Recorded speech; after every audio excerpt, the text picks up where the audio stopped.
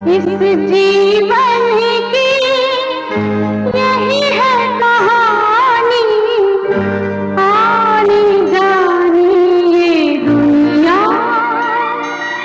बहते दरिया का पानी। Wonderful actor, a remarkable human being, a generous producer, and above all, the most beautiful man in the world, Shashi Kapoor.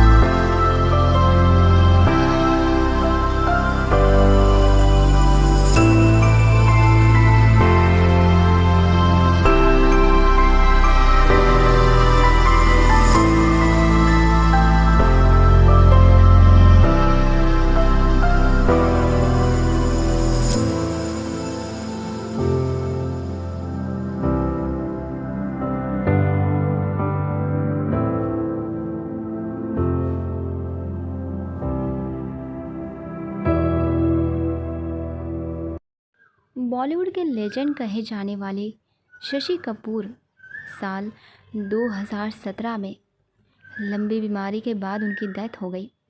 कई blockbuster देने वाले शशि कपूर एक समय पर करोड़ों दिलों की धड़कन हुआ करते थे। मुझे छू रही है तेरी गर्म सांस। शशि कपूर ने करीब 160 फिल्मों में काम किया, जिसमें ज़्यादातर हिट रहीं।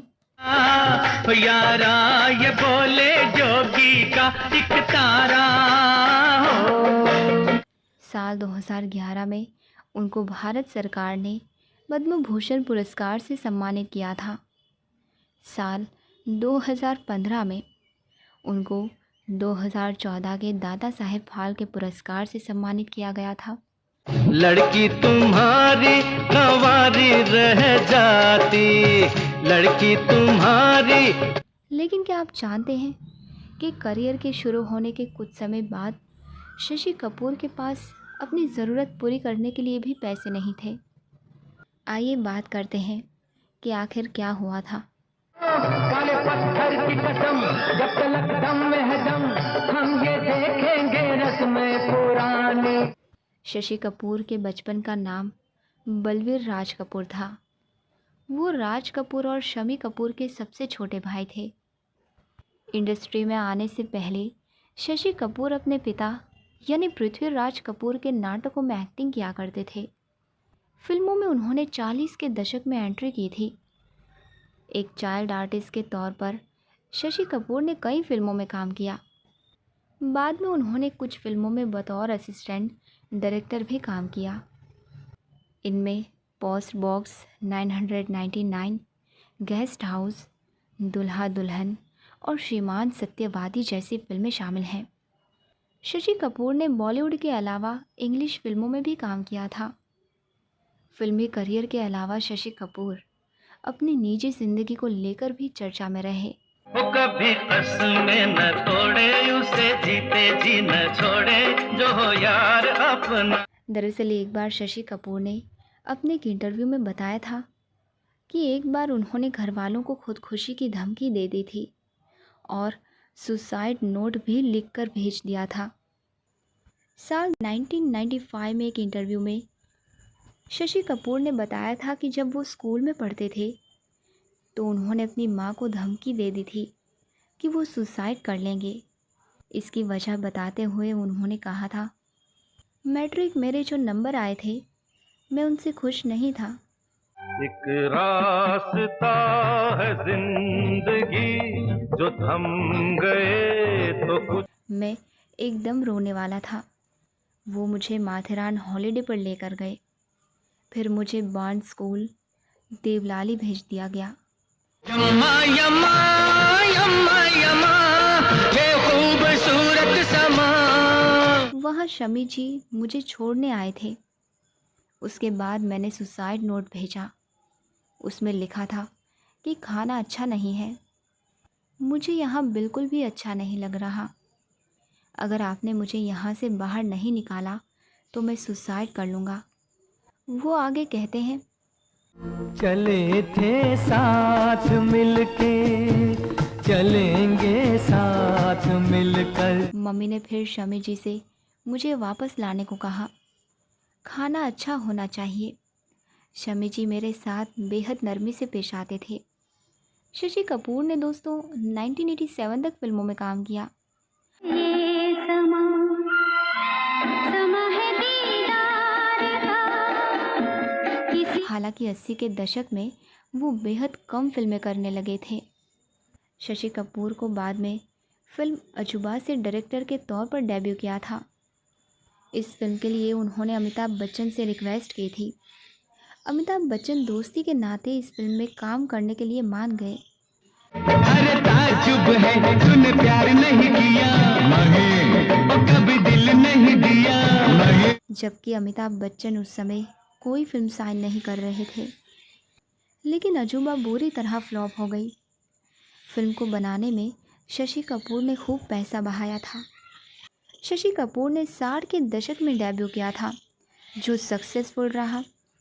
लिखे जो खत तुझे वो तेरी याद में हजारों रंग के। इसी दौरान उन्होंने करीब 116 हिंदी फिल्में की, जिनमें से 61 सोलो हीरो के तौर पर थी। लेकिन जिस तरह तेज़ी से चमकते सूरज को भी ग्रहण लग जाता है, ठीक वैसे ही शशि कपूर के करियर को भी ग्रहण लग गया। इसी दशक में उनके पास काम के लाले पड़ गए और उन्हें काम मिलना बंद हो गया।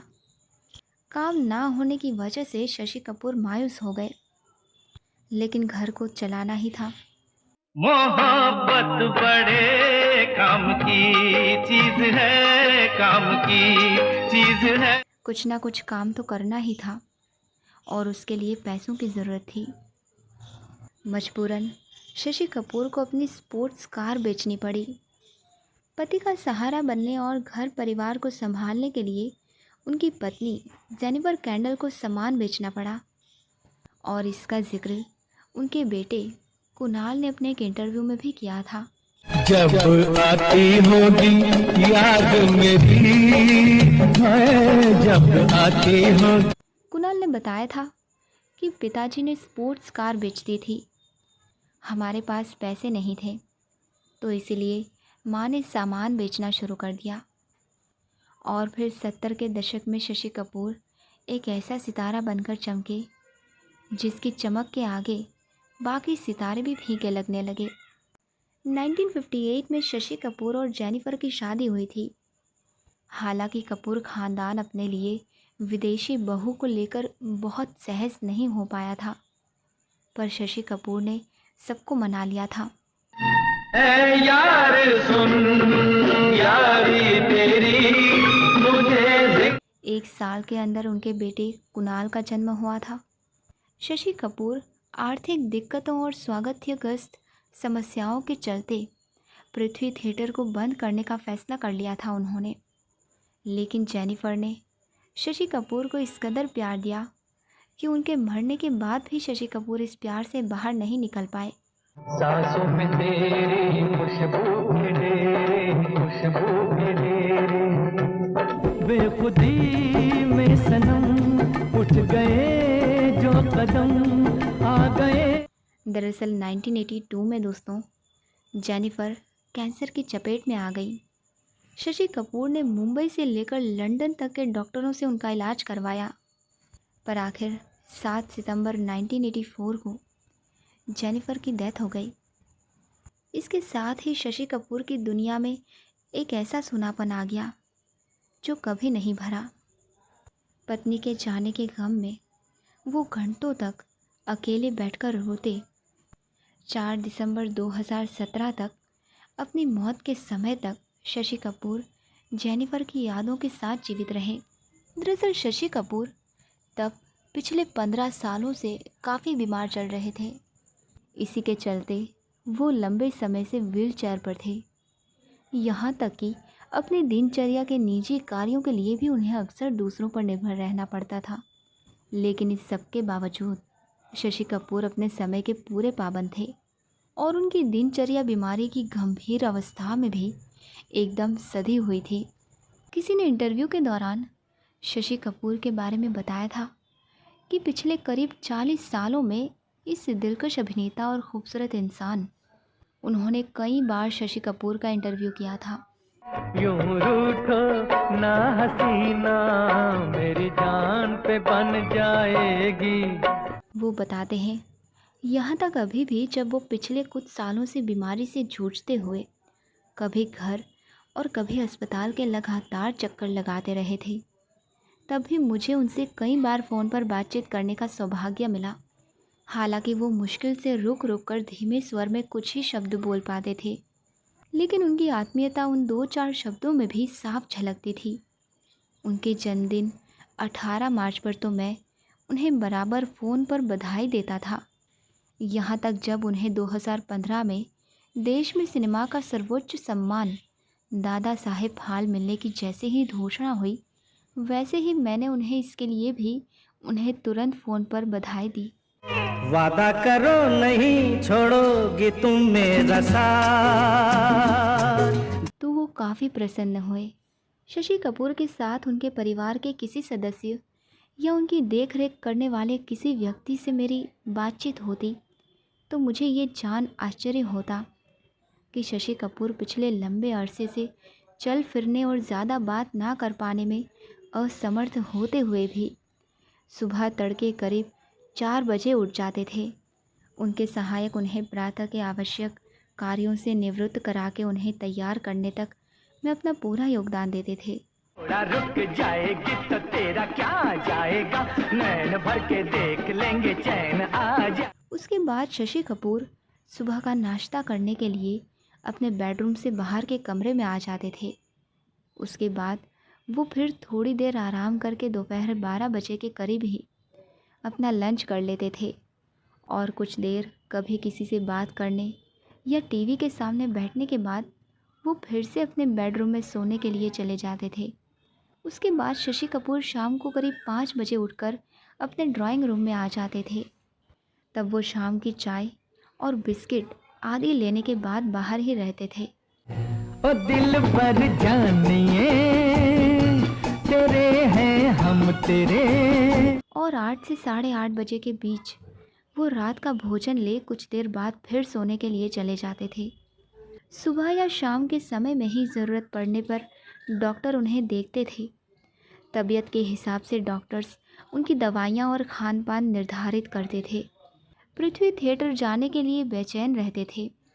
साल 1978 में अपने द्वारा स्थापित पृथ्वी थिएटर से उन्हें इतना प्यार और लगाव था कि बीमारी की इस अवस्था में भी शशि कपूर शाम को पृथ्वी थिएटर जाने के लिए बेचैन से रहते थे। पृथ्वी थिएटर शशि कपूर के अपने निवास पृथ्वी हाउस जानकी कुटीर के ठीक सामने था।